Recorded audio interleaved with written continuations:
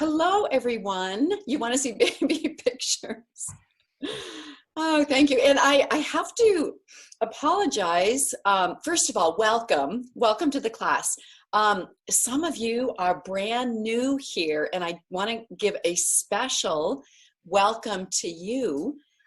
This is, and to make sure you're in the right Zoom class, this is why your story matters and how to tell it. And based on this book, Your Story Matters, Finding, Writing, and Living the Truth of Your Life.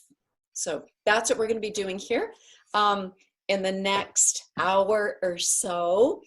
And lots of questions about the baby. Okay, so those of you who are new, I have to explain why we're talking about a baby. Exactly 1 week ago, at exactly this time, my daughter was in labor. She was on her second day of labor, and things were getting very tense. And so, in the middle of class, this was going on. I was in Kodiak. I live in Kodiak, Alaska. My daughter's in Washington, and the phone rang, and I got an update that she had moved to the hospital. She started off at home for a home birth, and then things weren't going well. Then she went to a birthing center. Things were not going well. So then she moved to the hospital. So anyway, the baby is born, and I do have pictures. Okay, Robin, there he is. His name is Eamon, E-A-M-O-N, which means it's Irish. It means guardian of the treasure. So there he is, and I have been I'm in Washington now. I flew down here after class, and I've been in quarantine for this week, so I haven't been able to hold him. So tomorrow I get to hold him, and that's when I'm going to feel like a grandmother. And by the way, I'm not going to go by grandmother. My name's going to be Mama Lou. So just letting everybody know, I'm not old enough to be a grandmother. Lie. Yeah, thank you. And I want to say, so many of you were praying. That's what your prayers accomplished. And that's what makes this gathering. I forgot to ask Robin how many are in our class now. And I know it's more than 800. We are 800 people all around the world. And we were all joined in prayer last week for my daughter and for this baby. And it's just the most amazing, mysterious, wondrous thing that we can join together through a computer, a phone, through this screen. And yet our hearts and our minds and our spirits be truly united. So thank you, guys. I just so appreciate your prayers and everything last week. So thank you. That's a boy. Did we get that? Yes, Eamon is a boy. And of course he's a boy. I mean, boys are everywhere. So did you see the poll that Robin sent out? This is a really cool feature that Zoom has. So we're going to be doing a couple of polls. So 4% are in Alaska, 24% east of the Mississippi, 24% west of the Mississippi. Could that be more perfectly balanced? 15% in the north, 15% in the south, 7% in Canada.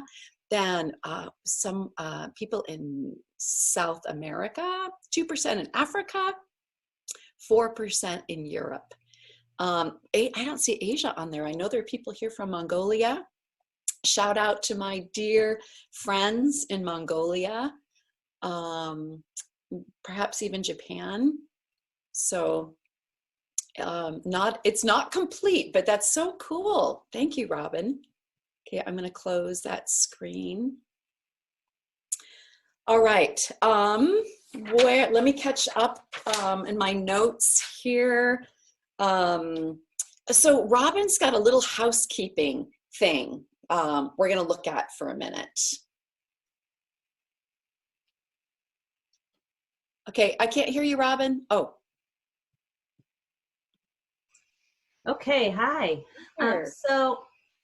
Mama Lou, is that what it is?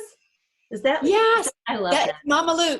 It's my daughter. When my daughter was young, that was her pet name for me, was Mama Oh, Lou. So now it's my grandma name. perfect. I love it.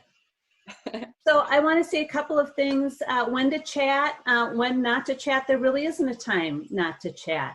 We love to hear from you. It's a way of knowing that you're engaged and to talk together and to talk to one another and to encourage Leslie. So she might ask questions. You might comment just because you want to comment, and we're all for that.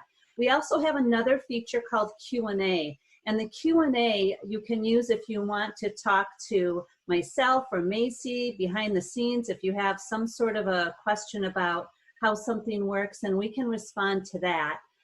But for something that is encouraging or questions that you think everyone wants to know, then use the chat. I think that's it. Anything else, Leslie? No, yeah, I think that's all for that piece. And then I'm going to talk about the new Facebook page.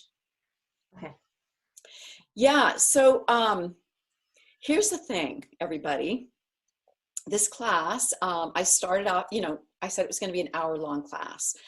An hour goes by like that so fast, and I always feel the pressure.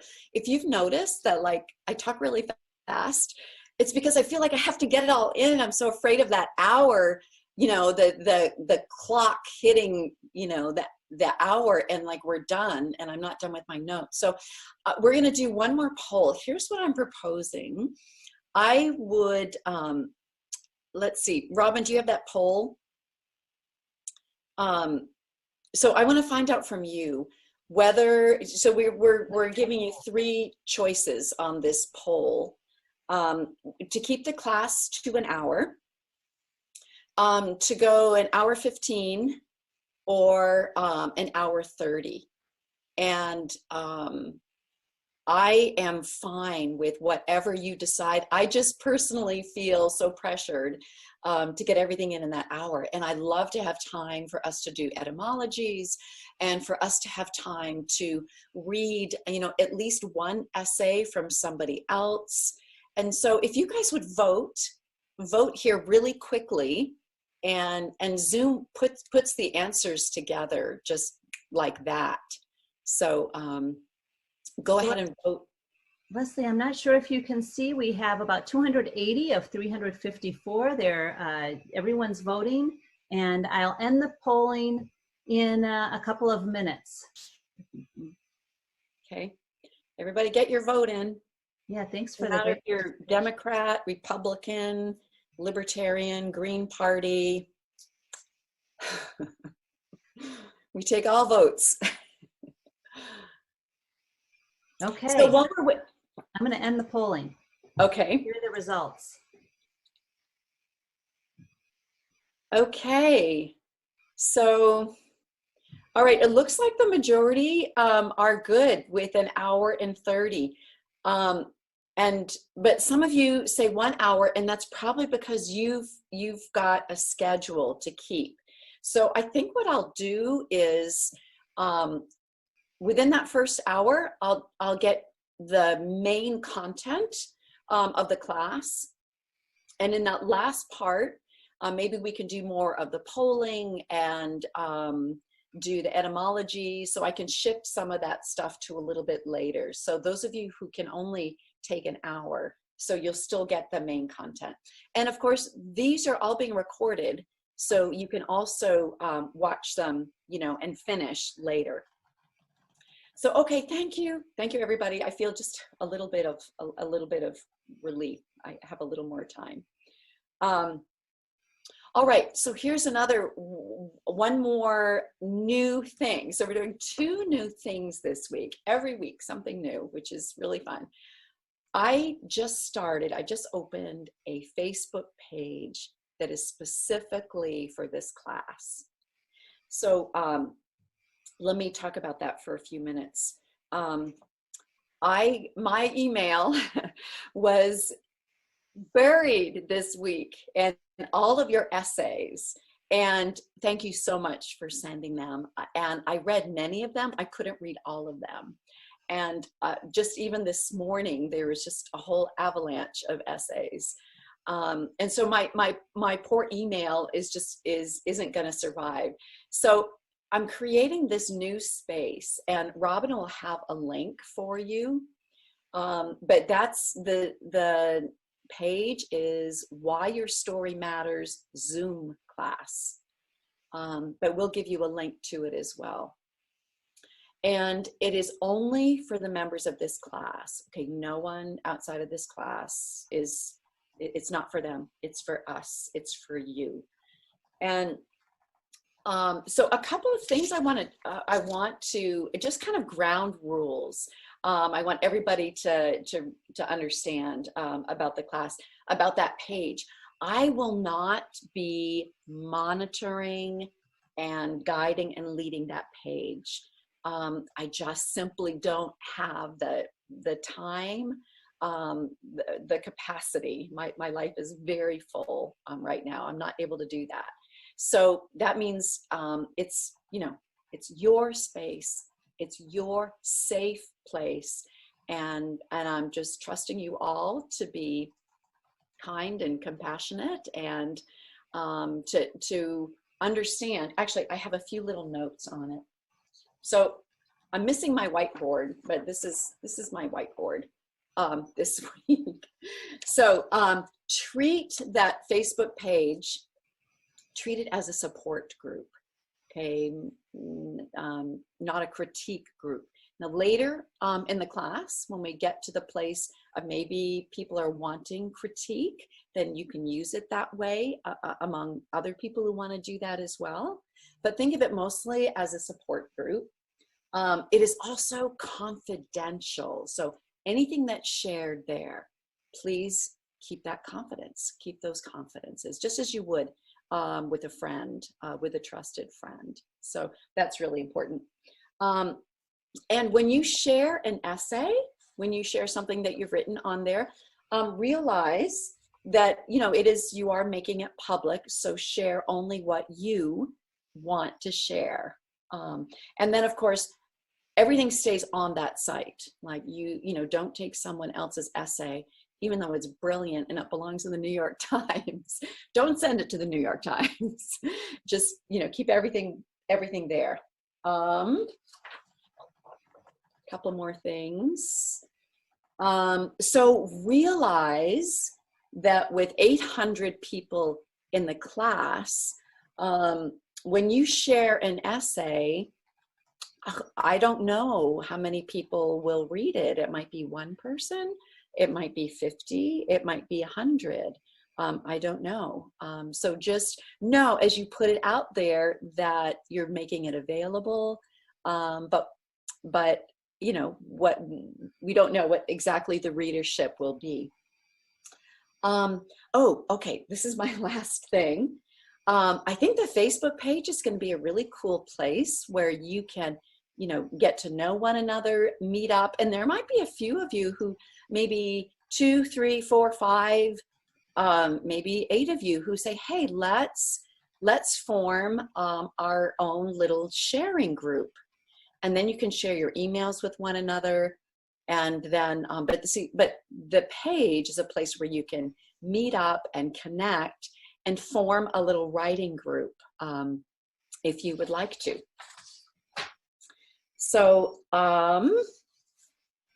so that's a resource that we are offering to you, and I am trusting that you will use it well. And recognize too that everybody comes from a different, we come from all different backgrounds, all different experiences, all different beliefs and spiritual practices. So it needs to be a place, most of all, of grace, a place of grace. Okay, does that make sense to everybody? So I'm going to looking for some feedback or any questions on that in the chat. Oh, 64 new messages, 65 new messages. Okay, I have to make sense. Okay, sounds good. Okay, great. Sounds good. Okay. All right. Yeah, so we haven't given the link yet. I think that'll be it'll be on our homework page. It'll be there for sure. And then I think it'll also go out. You know how you get an email after from Nav Press, like with, you know, here's where your homework is. Here, so it'll be in there also. Okay. Oh, Diane is saying the link is on the chat. Okay, it's somewhere on there. All right, good. All right, thank you. Thank you.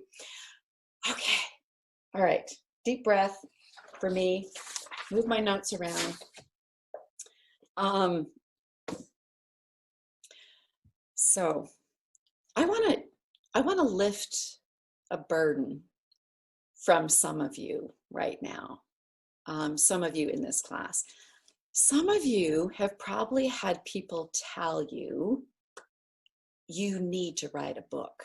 You have to write a book about your life because you've experienced some amazing things, some difficult things. So I'm going to ask that question. Have you had people say that to you? Like, you need to write a book? Yes, yes, yes. So many people. Oh my goodness. Oh my word.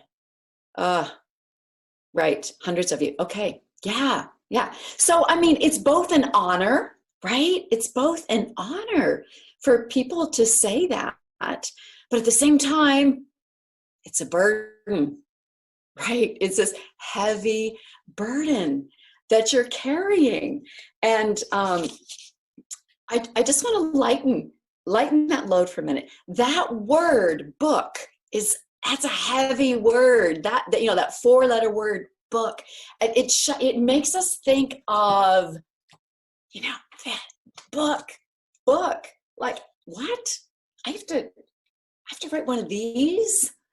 And no, you don't have to write one of those.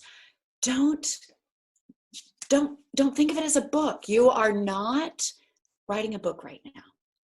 You are that just shuts us down. I think that shuts us down with fear. When I start a new book, I never think, oh, I'm writing one of these. I can't think that. It just paralyzes me. What I think instead is, I'm just writing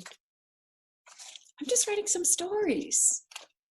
I'm just writing some stories from my life. And that's what we're doing here. That's what we're doing. We're writing stories. Can you write stories from your life? Yes, you already are. You already started. I know from the 500 pieces that I got, and I haven't even started any writing instruction yet, but you're already writing stories from your life. So, can you do it? Yes, you can do it. And if you want to write a book, you can write a book. And it starts off just by writing some stories from our lives. And you're already doing it. So, okay. This is our 3rd class now. And some of you might be thinking, hey, this is a writing class. Like, why aren't we writing? How come she's not like laying it out? 1, 2, 3, 4, 5. This is how you do it. This is how you write, you know, some stories. And we're not writing a lot yet. And there's a reason. There's a reason for that. Good writing is not simply a matter of me telling you how to do it. There are some how to do it.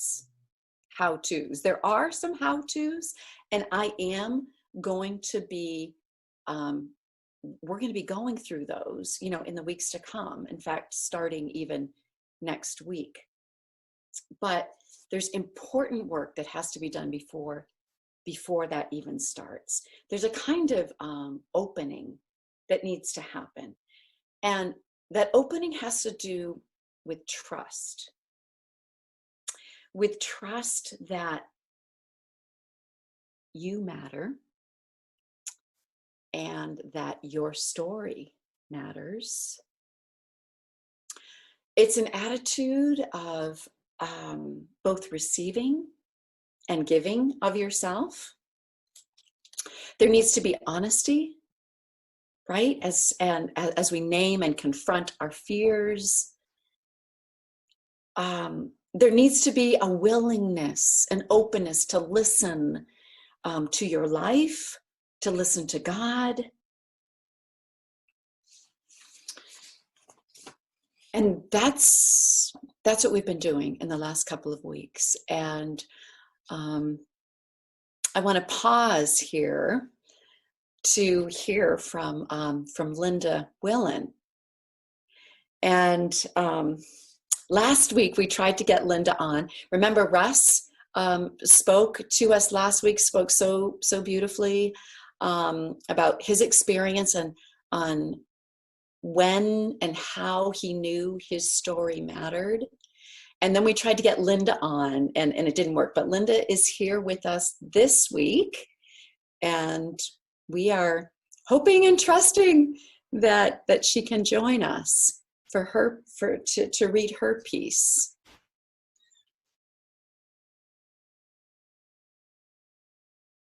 Yeah. Okay, I'm looking for Linda right now. She's coming. Linda.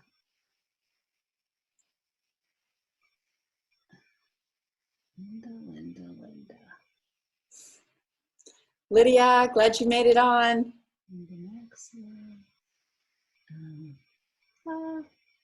Let me see here. I see. Linda. I just saw her here. It was okay. So there's Linda joining us now. Linda is on. Leslie. Hi, Leslie. Oh, yes. Okay, I can't see you yet, Linda, but I hear you. Okay. You should see her now. There she is. Oh. Hi. Yay. Hi, everybody across the world. That's exciting. Okay, Linda, take it away. All right. Well, I am excited to read this story to you because this is about when I realized that my story mattered. I've always been a person who loves to write, but I was also a person who rarely shared. I went through the same feelings of insecurity that everybody else does. You know, it's not good enough, or what if they don't like it, or most of my writing from junior high was about my feelings, and I sure didn't want to expose those to anyone. About 3 years ago, I attended the Breathe Writing Conference in Grand Rapids, Michigan. It was way out of my comfort zone to attend that writing conference. At the time, there was a keynote speaker there, and she talked about getting out of our comfort zones and writing the hard stuff. Now, I don't know if the speaker used the words Christian fluff, but that's what I heard. I heard that as writers, we need to get past the fluff and dig deeper. And I think that that is the truth, Leslie, that you are talking about in this book.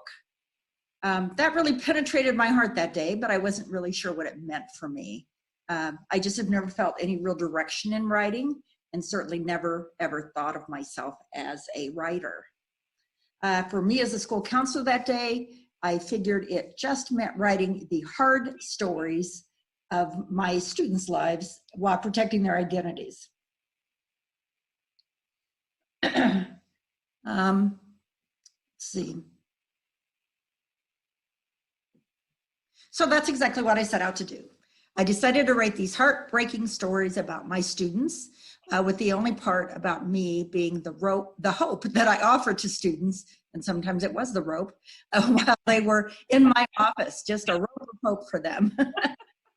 I don't think it was until about a year ago that I realized something very, very important in my life.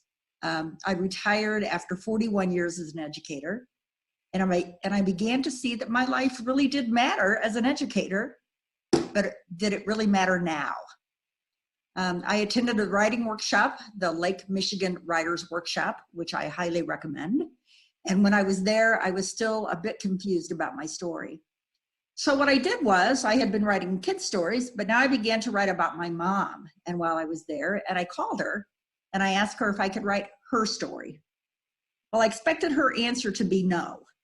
I expected her to say that she had nothing to tell. but my 88-year-old mother was so excited for the first time in a long time. I think seeing that my mom's story mattered to her, who has led what some would say is a pretty ho-hum life, that's when my thinking began to change. And she said to me, "Oh, Linda, I have a lot to tell. I've been through a lot." I had no idea. Once I realized that her story mattered, I began to see that my life matters now too, beyond the classroom and beyond being a school counselor, and perhaps more so than before. My life continues to be richly blessed, and some days I wonder why I need to write my story. After all, it won't be a bestseller. It won't make a huge difference to anyone else. I've been single my whole life. I don't have any nieces or nephews or grandchildren to pass the story on to. And even 10 years later, as a breast cancer survivor, I've wondered why I even survived. So why does my story matter? Well, then just a couple of weeks ago, a friend told me why I survived breast cancer. And she said, and I quote, "You were spared because the world needs you," end quote. Because I matter. I believe now that even when I write, it is out of the heart stuff that is revealing who I am and how much God loves me. It's not just the hard stuff, it's the heart stuff. Yes, my life has been a bit of ho-hum, but if you would ask my friends like Jennifer and Carrie, who are listening right now, they would say that that is not true at all. Two of my favorite scriptures come from Hebrews, and one comes from John. In Hebrews, it says, "He is a rewarder of those who diligently seek him." And in John, Jesus says, "Know the truth, and the truth will set you free." I see now that by writing my story, God wants to show me truth. He wants to show me how much he loves me. I not only see how much my story matters, but I see even more how much God loves me and that I matter to him. Thank you, Leslie, for letting me share my story.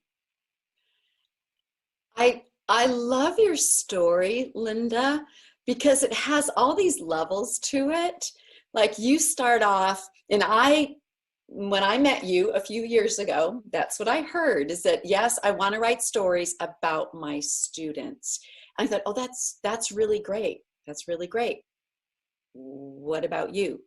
And then Linda said, I believe in stories. My mom's story, I think she has a story. So I love it that finally you realize, wait, if my students' stories are important, if my mother's story is important, my story is equally important. And it truly is. It just thrills me that you recognize that.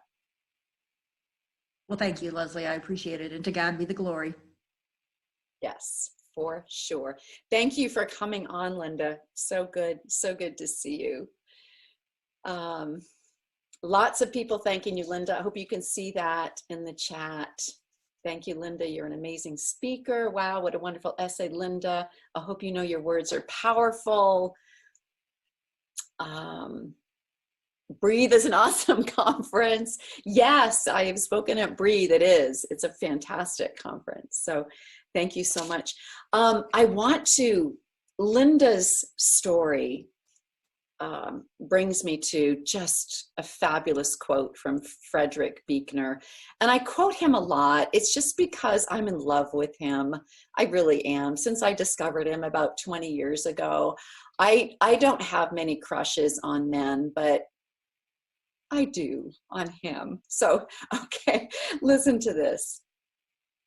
What in the world could be less important than who I am and who my father and mother were, the mistakes I have made, together with the occasional discoveries, the bad times and good times, the moments of grace.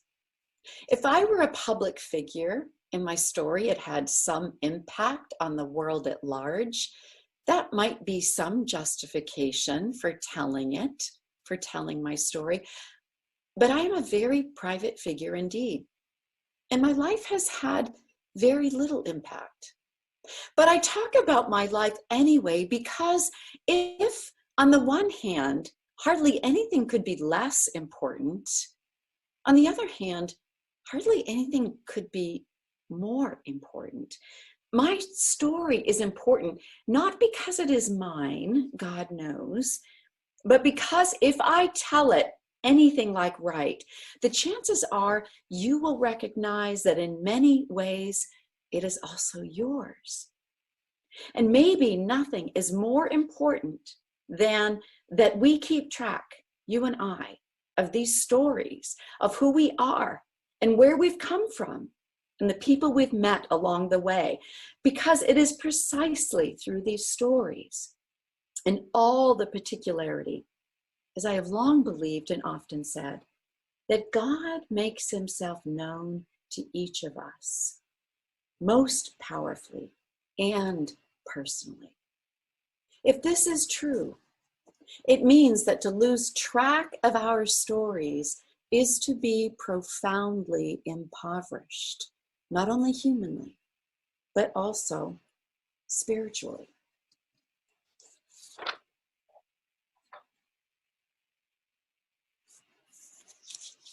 Isn't that a fabulous quote? And someone just discovered Buechner. I'm so glad. Just have fun. He is just an incredible writer. So Linda, thank you for sharing your story, and I'm thankful for the words of Buechner, and they keep us going in the right direction.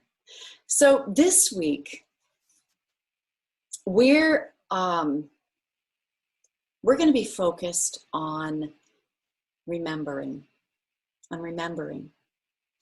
And we have to start here. There's so many metaphors that come to mind, but we have to start here when we're beginning to write our story. So what are we doing when we're writing our story? We're digging a well. That's what we're doing. And the deeper and the wider the well that we dig, probably the more water that we'll draw from it. Or it's springtime. Some of you might be starting to plant your garden. The first thing that you do before you plant a garden, first you decide is, well, how big is my garden going to be? You know, and then you plow up all that ground. You turn up the soil. You don't start planting yet. You just have to turn up the soil. Maybe you're building a house. Writing our story is like building a house. And so you've got to dig the foundation. You have to have a foundation. So that's what the remembering piece is all about. To step back and think about, and we never do this. We're so busy. We live our lives so fast, unless there's a global pandemic going on. And we have a little more time, which makes this such a great time to be thinking about our stories. But this is a chance that we are given to stop and step back and look at the scope of our lives, to look at those big events, those big turning point events, when we left home and went to school, when we got married, our first job, the first mountain that we climbed, when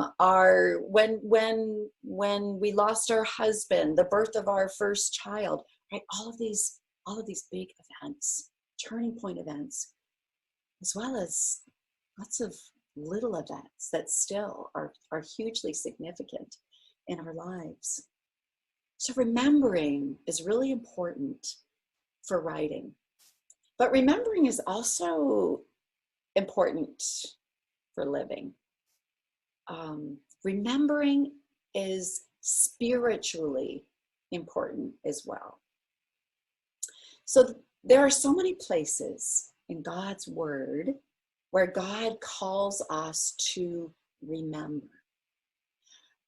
So think with me back to the Israelites when they were wandering around the desert for 40 years, right? They had been finally set free from slavery under Pharaoh and the Egyptians, and then they were wandering the desert for 40 years, but they're headed to the promised land, right? That's their goal.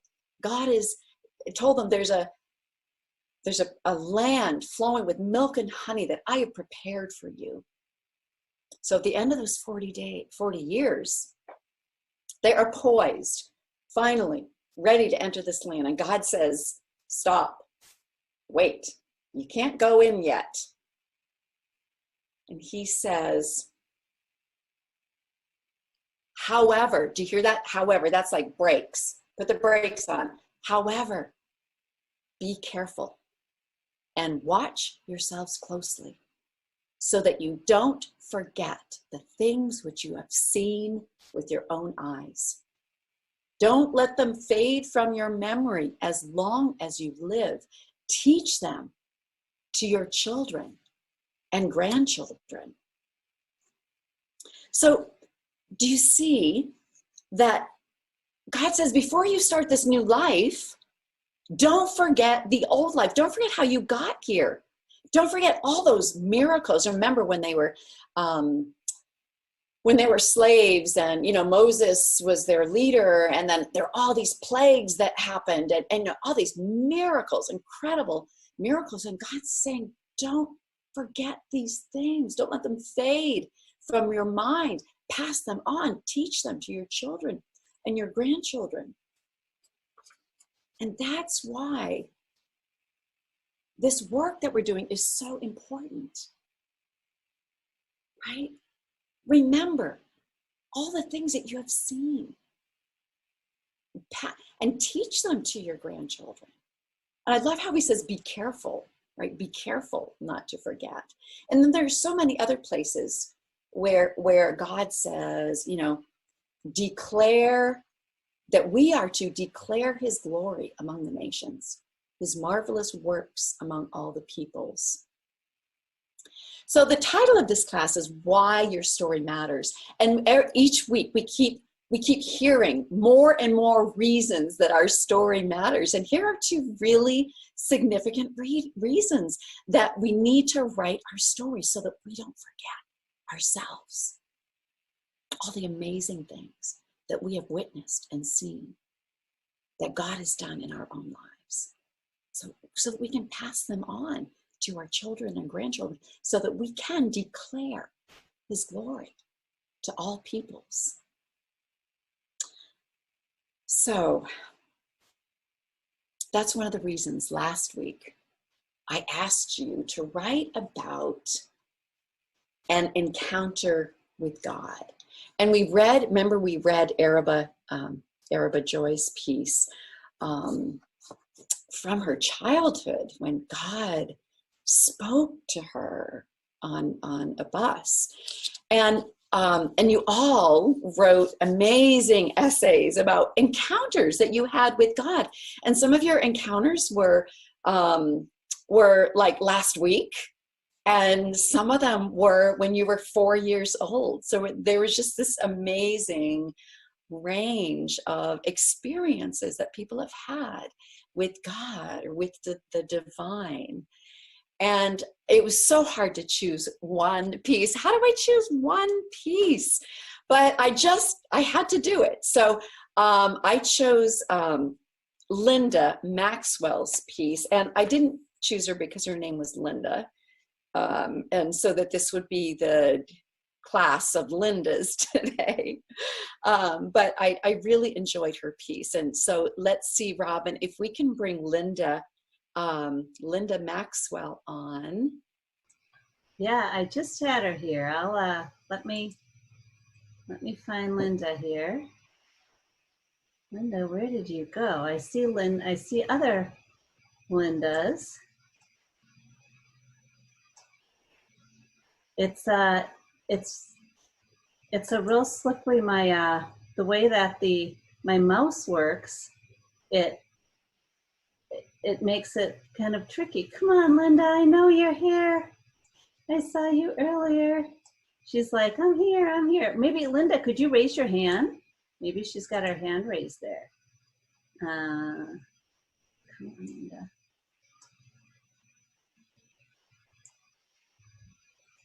Yeah, Linda said she raised her hand. Okay. That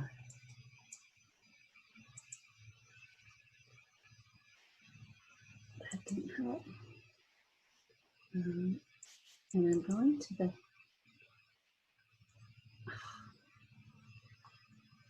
I wish you could all see what I see, and you could, because it's it was so close to having. I'm sorry about this, guys. Right, Linda? People are writing really cool things in the chat. Good, Jackie, yeah. Chat while yeah, Jackie, that's great about that you remember something from your childhood that turned into 8 pages. My story in, I don't know if you have read my little vignette about the bus, on the school bus. That came from Araba's. Araba's piece about like God speaking to her on the school bus just brought that memory back to me. Oh, there's Linda. I see her. All right. Okay, don't hear her yet. Oh, thank you, Wendy. I'm glad. Yeah, that's become, my school bus story has become one of my favorite memories from childhood. Okay, I'm here. There she is. Phew. Sorry about that. I did figure it out. Thank you. Oh, hi. This is a story about when I got saved when I was 7 years old. That preacher was a bellowing, Bible-pounding finger pointer. And maybe he intended to scare people into heaven, but I suspected that he would be disappointed if any of the people in the pews arrived there. But it worked on me at 7 years old. As he yelled about the fires of hell burning, blistering, finally crisping the skin, continually for all eternity, I was cringing, squirming, and trying to hide behind my mother. Finally, she pinched me hard enough to make me stop. I was embarrassing her. It was a black time in my life. My father had said he was going to kill me, and I had no reason to doubt him. I finally started to cry at the thought of burning forever in hell. I had been burned bad enough to have a fear of being burned again. The next day of the revival, I was mercifully sent to the Sunday school. A sweet young girl with beautiful eyes and a goiter on her neck talked to me about a Savior who loved me and wanted me with him in heaven. As she prayed with me, I looked up at a high half-moon window across the end of the building.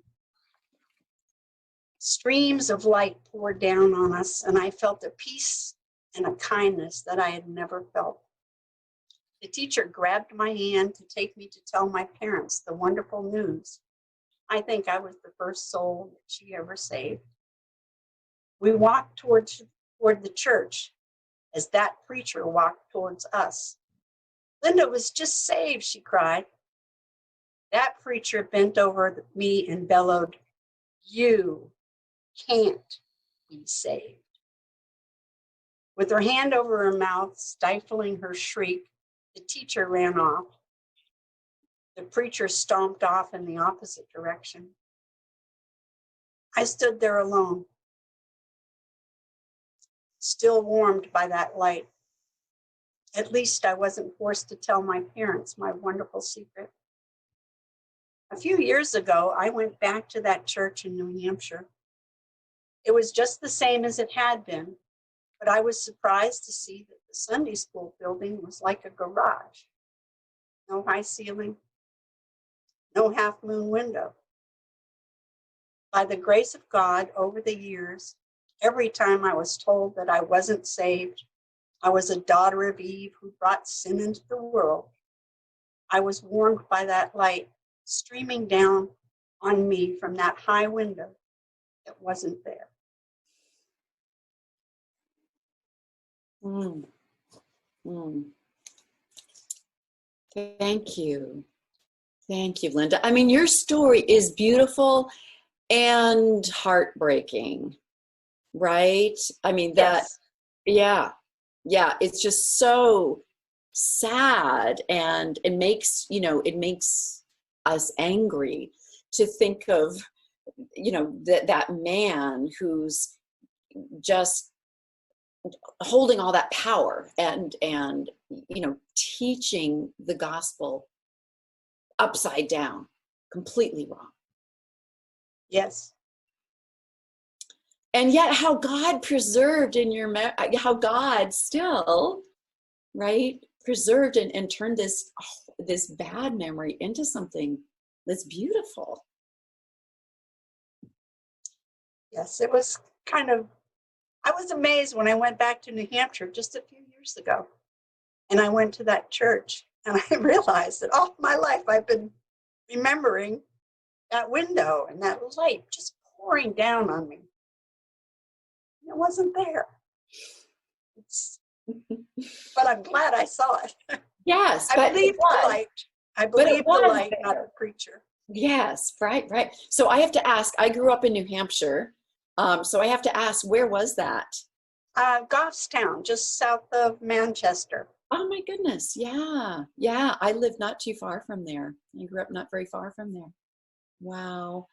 Yes. And in those days, I mean, God was not a God of very much grace, in some of those churches. So yes.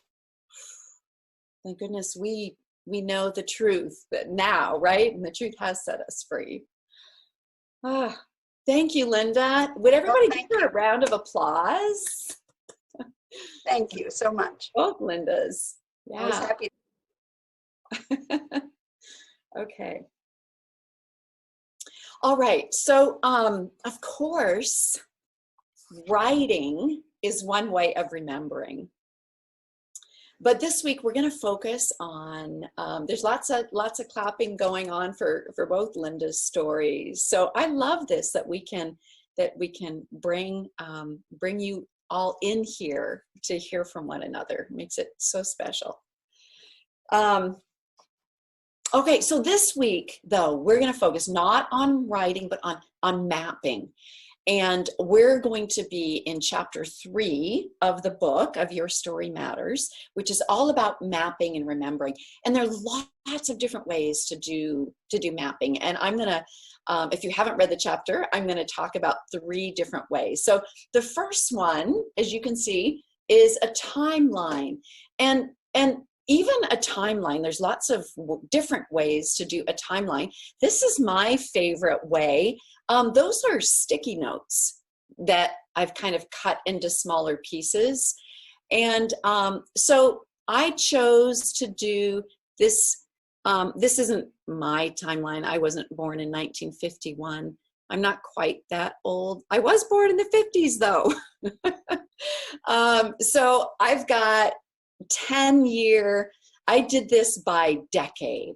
So each decade. So I did 51 to 61, then 62 to 72. And then within each 10 years, then, some of the major events. And what's cool about this, about the Post-it notes is that you keep realizing that, wait a minute, that is in the wrong place. That didn't happen then. That happened, so you can move things around. So that's what's really cool about it. So timelines are great, and you can do, every 5 years if you want. You can just, divide it in as large or small a timeline as you want. I have seen people who literally turned their office or their bedroom into one giant timeline that went all the way around their walls. That's really cool and fun. So it's up to you, however much time you want to spend on it. But let me tell you, one thing that I know, the longer you spend in this phase of remembering, again, the deeper your well, the bigger your garden. So, okay, let's go on. What do you have next on there, Robin? Okay, that one right there. Okay, so I call this a faith map.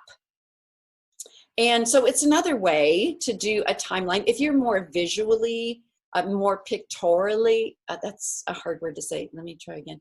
Pictorially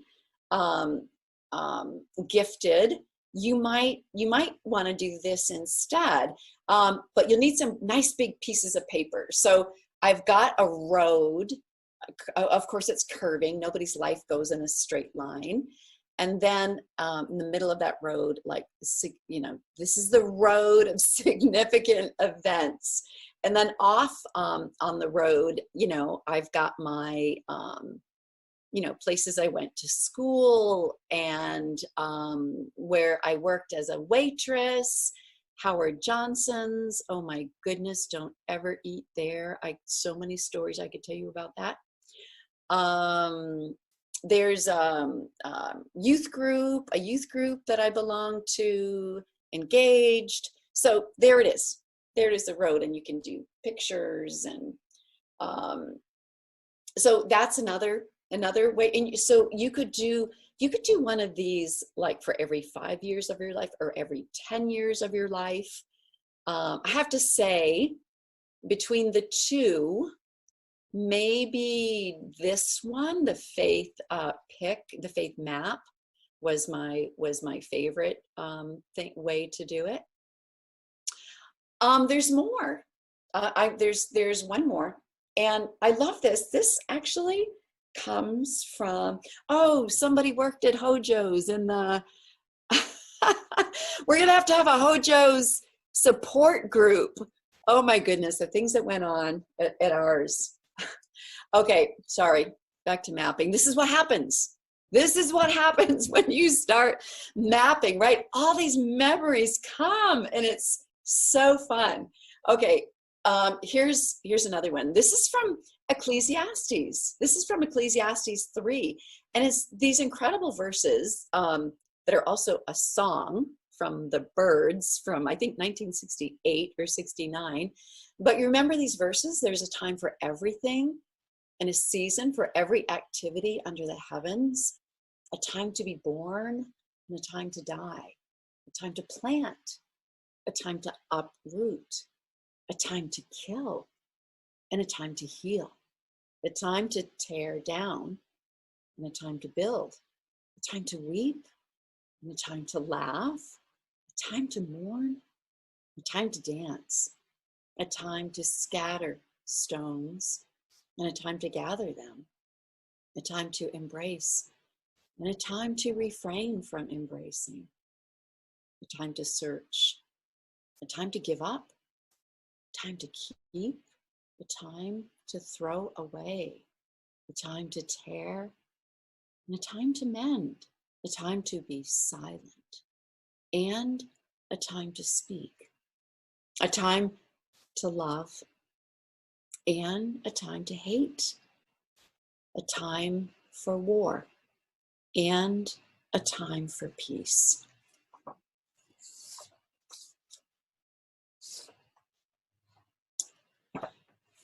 So as we go through, that presents us with another chance for mapping, right? Every one of those, a time to hate, a time to scatter stones, a time to gather stones, a time to tear, a time to mend. Every one of those, I think, is a metaphor for something that we've experienced in our own lives. And I think that whole passage, Ecclesiastes 3, 1 to 15, I think, that's a whole catalog of human activity, of life under the sun. So I think that presents us with a really a beautiful way to think about our lives and to map our lives. So I know that it's gonna be just a really fruitful, incredible time this week. As you start doing that, you can choose one of those means of mapping, or two, or all three. What you get to choose. So, but here's the question, okay? Because we are writers and because we are looking to write, what are we going to write into every one of those memories? I mean, some of you might end up with a timeline that literally wallpapers your room. So are you going to write a story for every one of those memories? That's 1,000. How can you write 1,000 stories? How do we decide? I mean, first of all, I can't write 1,000 stories. I don't know, maybe you can. But so out of all the stories that we could tell, which ones do we tell? How do we know which stories we should tell from our lives?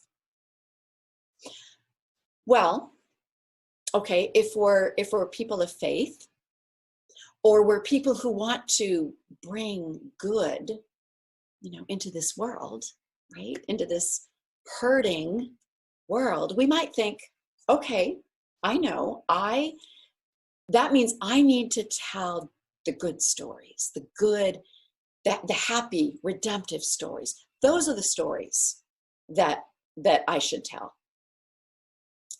Some of you know that there's actually a DVD that goes with the Your Story Matters book. There it is right there. Some of you may not have seen it yet. It just released about a week ago. So it's an 8-week video that was filmed out at my fish camp in Alaska, where I teach writing workshops. So it was filmed out there, and it's based on the book, and it walks us through the book. But see, the title of this is Your Story for His Glory. So that sounds like, okay, we are going to write stories that, that are happy and good, and that give God glory. Okay, Robin, right? So let's do that. And if you're someone who's like, that word glory, that's kind of a scary word, right? That's like a super religious word. It sounds a little scary, but don't worry. Just you can substitute that. Just get the idea of this is, if you're not someone of Christian faith, you probably have the same impulse. I want my stories to go out into the world and to bring good into this world. So what kind of stories do that? What kind of stories bring good into the world? What kind of stories bring God glory? That's a good question. Let's consider the kind of stories that God Himself gave us in His Word. Okay, what kind of stories did He give us? Let's again, this is my makeshift whiteboard. Let's consider this guy, Solomon, the life of Solomon. We remember that he was one of the wisest men, that ever lived, and he loved God and served God, built a temple for God. He was this amazing, holy man. But how does his story end? How does Solomon's story end? Do we have that slide? As Solomon grew old, his wives turned his heart after other gods, and his heart was not fully devoted to the Lord his God. So Solomon did evil in the eyes of the Lord. He did not follow the Lord completely, as David, his father, had done. And I have to tell you that I believe, if my memory serves me correct, I think that those are like the last words that are told about Solomon. Like, that's how his story ends. All right, how about How about this guy? Can you see that? Samson. Remember the story of Samson. He was the strong guy, and he lived this life that was full of anger and violence and revenge. He was always trying to get revenge on the Philistines. Remember, there's all this enmity between the Israelites and the Philistines, and Samson just kept provoking conflict, and he killed a bunch of people, and he was kind of nasty, and he was rude to his parents. And remember Samson and Delilah, and his first wife was killed, and then he was living with a prostitute. And so this is the life of Samson, who was, chosen by God as a prophet and set apart as a prophet. And then the end of Samson's life, remember, and then at the end he's captured, right? And his eyes are gouged out, and he's brought out into the stadium of the Philistines, and he's brought out as, entertainment. And remember at the very end when he prays one last prayer to God, and he's blind, but, his strength has come back. And he prays one last prayer to God. And you know what I would want that prayer to be? I would want that prayer to be something like, "Oh Lord, I humble myself before you, and forgive me for all of my sins and all my bad stuff." But his prayer right at the end is, "Oh God, give me revenge on my enemies for my eyes." And so his final words are a prayer for revenge. And remember, he pushes on the temple pillars and collapses the pillars, and all the Philistines die. And it's like, I don't really like that story very much, Samson. Okay. As a holy man of God. All right, how about this guy? Jonah, the story of Jonah. I won't go through the whole book of Jonah, but remember how it ends. I just want to talk about the ending. Jonah is the one who did not, God chose him to